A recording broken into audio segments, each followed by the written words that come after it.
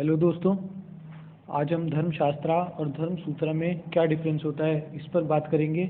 साथ ही स्मृति लिटरेचर मतलब मनुस्मृति, नारद स्मृति ये क्या होती हैं और उन पर जो टीका या टीके लिखे गए जिनको इंग्लिश में कमेंट्रीज कहते हैं वो क्या होती हैं, इन सभी टॉपिक्स पर बात करेंगे।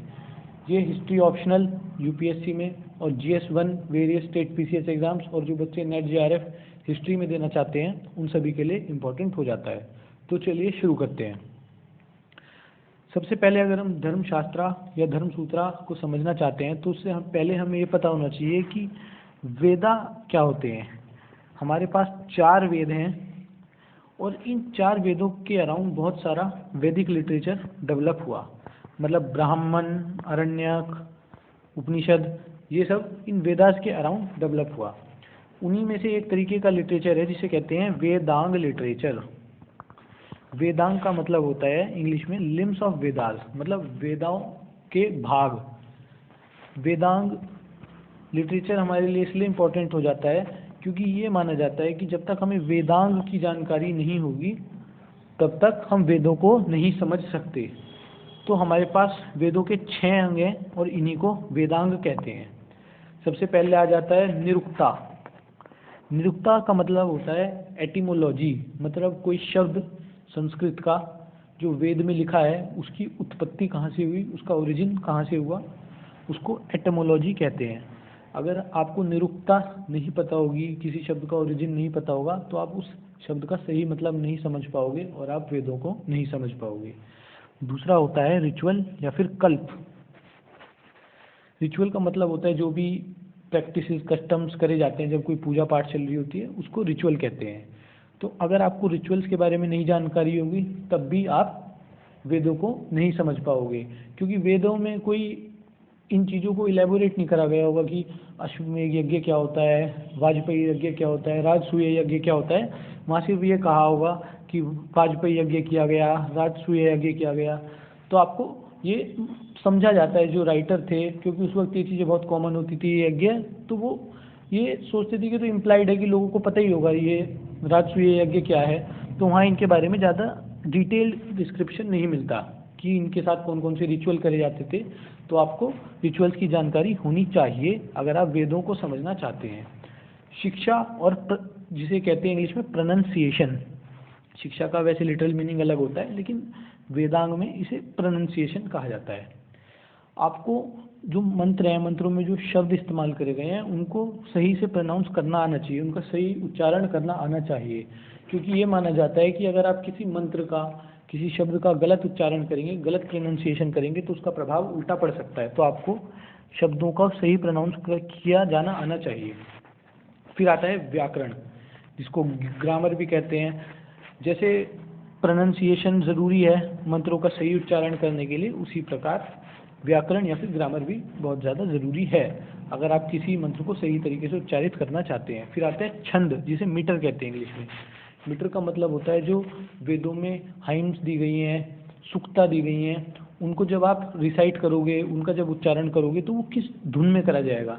क्योंकि आपको पता होगा कि ऋग्वेद तो नॉर्मली बस उसमें हाइम्स दी गई हैं, उसमें कोई उनके साथ म्यूज़िक नहीं जोड़ा गया। लेकिन जब हम सामवेद की बात करते हैं तो सामवेद में ऋग्वेद की जो हाइम्स हैं वो तो हैं ही, उसमें एक उनको एक धुन दे दी गई है, उसमें म्यूज़िक जोड़ दिया गया है। तो अगर आपको ये पता होना चाहिए इसलिए कि उनको किस धुन के साथ बोला जाएगा, उसी को छंद या फिर मीटर कहते हैं। फिर आता है ज्योतिष या एस्ट्रोनॉमी।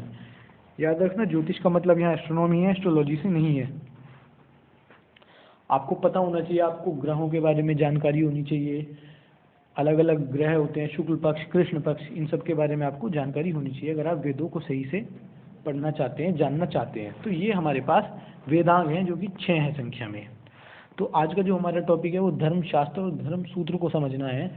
तो उसे समझने के लिए हमें कल्प, जो कि ये 2nd नंबर पे लिखा है, जिसे इंग्लिश में रिचुअल कहते हैं, इसके आगे जाना होगा। इसमें समझना होगा कि धर्मसूत्र और धर्मशास्त्र क्या होते हैं।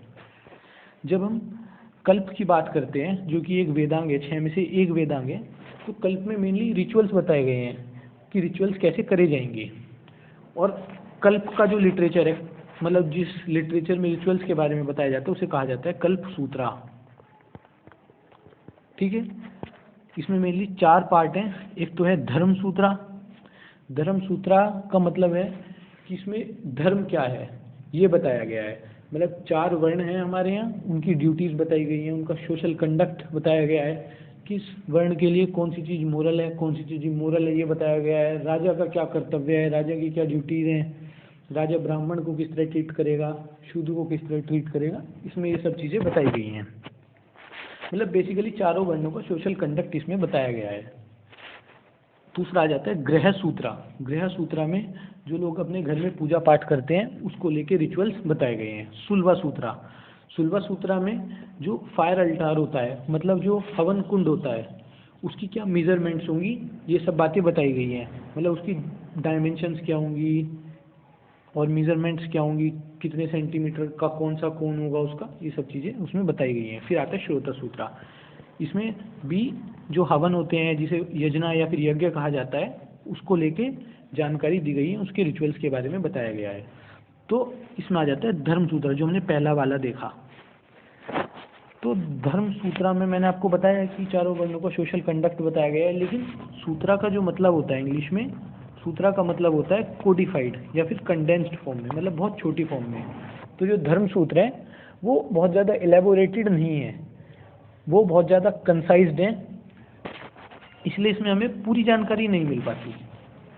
तो जब इन धर्म सूत्र को आगे जाके ऋषियों ने पढ़ा तो उन्होंने इनका अपना एक अलग इंटरप्रिटेशन दिया और वो चीज़ें बन गई स्मृति। जब किसी धर्म सूत्र को मनु ने पढ़ा और उन्होंने इसका अपना इंटरप्रिटेशन निकाला तो वो बन गई मनु स्मृति। जब नारद ने पढ़ा, यहाँ पर नारद वाले नारद नहीं है जो आप रामायण और महाभारत में देखते हो, नारद एक ऋषि थे। जब नारद ने धर्मसूत्रा को पढ़ा तो उन्होंने अपना इसका अलग इंटरप्रिटेशन दिया, कुछ चीज़ें अपनी तरफ से जोड़ी, वो बन गई नारद स्मृति। ऐसी जब बृहस्पति भी एक ऋषि थे, जब उन्होंने पढ़ा उन्होंने अपना अलग इंटरप्रिटेशन दिया, कुछ चीज़ें अपनी अलग से जोड़ी, वो बन गई बृहस्पति स्मृति। तो ऐसे अलग अलग जो हमारे ऋषि मुनि थे उन्होंने धर्मसूत्रा को इलेबोरेट किया, उसके अपने अनुसार इंटरप्रिटेशन दिए और उसी से स्मृति लिटरेचर डेवलप हुआ। तो यहाँ तक मुझे उम्मीद है आपको बात समझ आई होगी। अब आगे चलते हैं। जब ये स्मृति, जैसे मनुस्मृति, नारद स्मृति, क्योंकि ये भी हर कोई नहीं समझ सकता, तो जब इन पे कमेंट्रीज लिखी गई, इनको और ज़्यादा इलेबोरेट करने के लिए और ज़्यादा ल्यूसिड फॉर्म में एक्सप्लेन करने के लिए इन पे अलग अलग कमेंट्रीज लिखी गई, उन्हीं को कहा जाता है टीका या फिर कमेंट्रीज।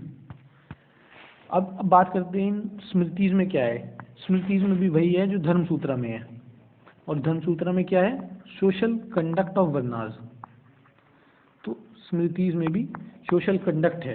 इसमें ये बताया गया है कि अगर इस वर्ण के व्यक्ति ने ये अपराध कर दिया तो इसे कौन सी सज़ा दी जाएगी, क्योंकि पहले जो था वो जो सज़ा होती थी वो वर्ण के हिसाब से दी जाती थी। ऐसा नहीं था जैसे अब तो यूनिफॉर्म क्रिमिनल कोड है, सभी को एक जैसी सज़ा दी जाती है एक अपराध पे, तब ऐसा नहीं था, अलग वर्णों के लिए अलग सज़ा थी। तो स्मृति में यही सब दिया गया है। मुझे उम्मीद है आपको समझ आया होगा स्मृति क्या होती है। और जब हम धर्म सूत्र को स्मृति से जोड़ देते हैं, चाहे वो मनुस्मृति, नारद स्मृति हो, और उसमें टीकास जोड़ देते हैं, तो ये तीनों मिलके बनाते हैं धर्मशास्त्र।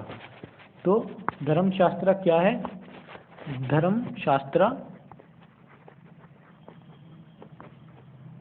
Equals to Dharmasutra plus Smriti plus Tika. तो ये हमारा धर्मशास्त्र होता है। मुझे उम्मीद है आपको बात समझ आई होगी। इस वीडियो को यहीं ख़त्म करते हैं। चैनल को सब्सक्राइब करें, वीडियो को लाइक करें। Thank you.